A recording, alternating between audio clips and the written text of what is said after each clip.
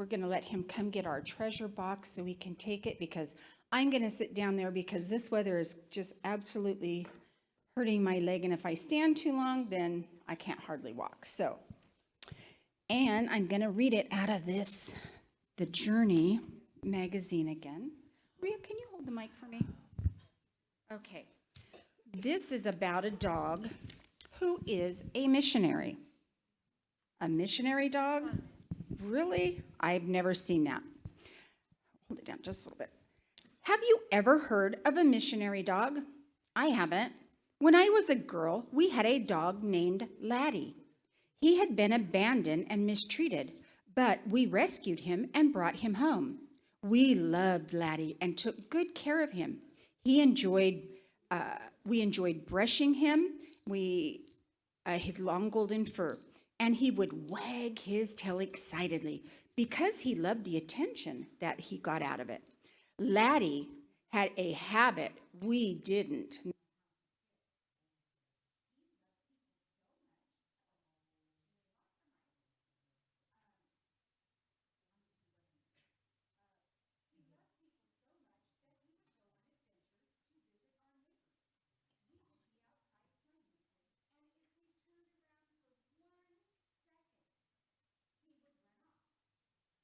And he would go see the neighbors.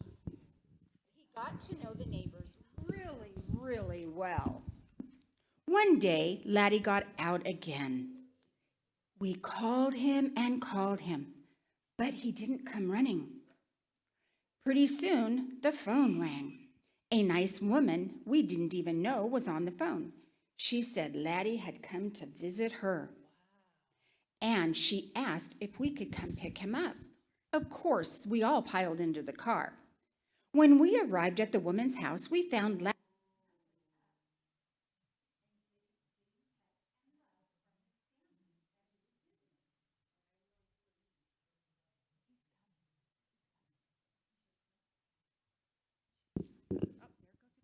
Okay, let's see. I don't know what's going on with it. Anyway, he was getting pets and love from that family.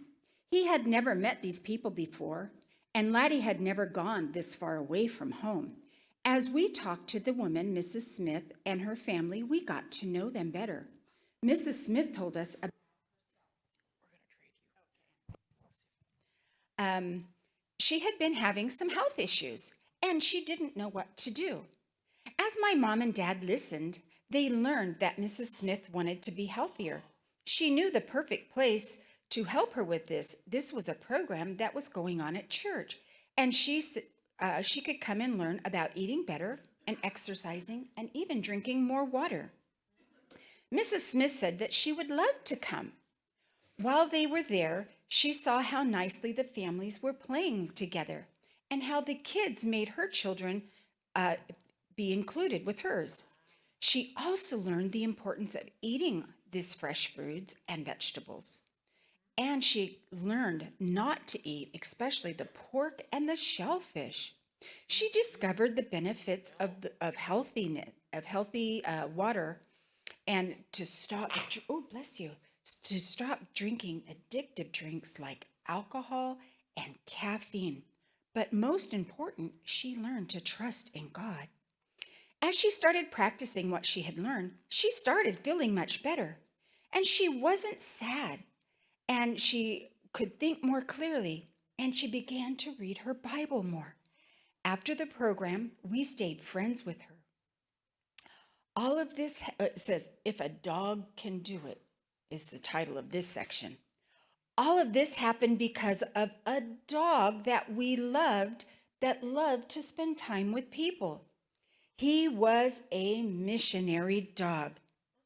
If a dog can be a missionary, you can too. Laddie couldn't talk, could he? But he could visit. You could do that too. Find someone who needs some cheering up and visit them, just like Laddie did. Maybe you have an elderly neighbor who would like you to come visit, or a friend who is feeling sad. You could even ask a Sabbath school leader or a pastor if you could organize a program at your local nursing home. Can you visit your neighbors? Latty did. Make sure to take a family member with you, though. You could make some homemade treats to share. Create a card. I know we've done that here. Maybe have a little party. Do some crafts. You can also ask your parents if you could help them with something like gardening or housework for their friends. Laddie can't go to school, but he would have loved to have learned. You can be a missionary by being a diligent student and learning all you can.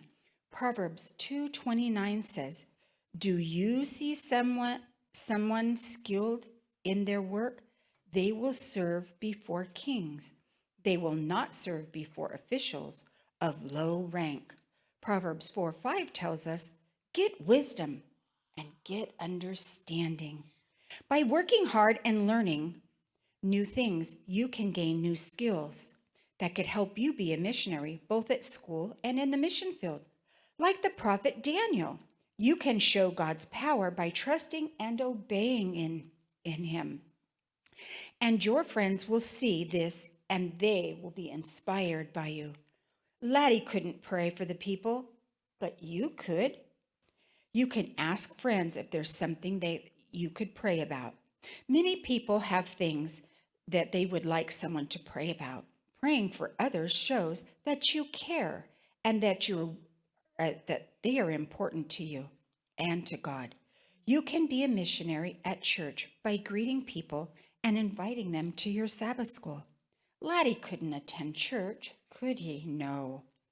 You can make new visitors feel welcome just by saying hello, playing nicely with other children also, and introducing them to your friend and showing them around. Laddie couldn't tell Bible stories, could he? But you can learn. Learn the Bible stories of the Bible and share them with your friends who might not know them. Now, this is the rest of the story. Eventually, we invited Mrs. Smith to a special Bible seminar during which she learned to trust God with her life. At the end of this series, Mrs. Smith decided to give her life to Jesus. Like Laddie, you can be a missionary every day by doing small acts of kindness, by sharing God's love, and being a good friend. You can make a big difference in someone's life, just like Laddie did. Isn't that cool? So is there anything that any of you know that you could do to be a missionary? What could you do? Kay, do you know something you could do? No? How about you, Kayla? Do you know something that you could do? No? How about a smile? Let me see. Does anybody have a smile here? There they are. Do you know that when you walk by, even just these people in the seat, and they see that smile, do you know that that makes them smile? So I want to know how many smiles you can give to all your church members on the way back to your seats. So let's put on those smiles and walk back to our chairs.